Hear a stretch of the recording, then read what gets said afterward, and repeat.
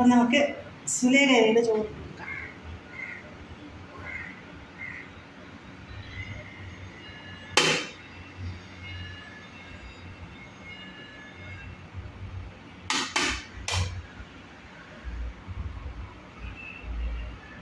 ചോറിട്ട് കൊടുത്തിട്ടുണ്ട്.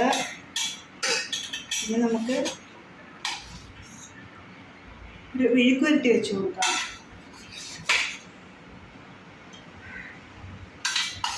നമ്മുടെ ചൊരക്ക എന്ന് പറയുന്നൊരു സംഭവമുണ്ട്, വെള്ളരിക്ക പോലെ ഇരിക്കുന്ന, കുമ്പളങ്ങയൊക്കെ പോലെ ഇരിക്കുന്ന ഒരു ഐറ്റം.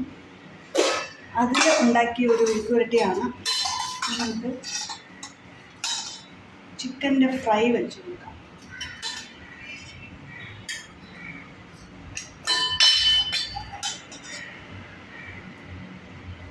ഇതെനിക്കല്ല കേട്ടോ വിളങ്ങുന്നത്, എൻ്റെ മോനാണ്.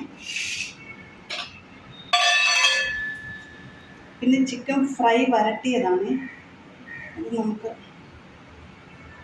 സൈഡിൽ വെച്ച് കൊടുക്കാം. അതിനുശേഷം നല്ല സാമ്പാറുണ്ട്, അപ്പം നമുക്കത് ഒഴിച്ചു കൊടുക്കാം. അത് ഒഴിക്കുന്നത് നിങ്ങൾക്കും കൂടെ കാണണ്ടേ. അപ്പോൾ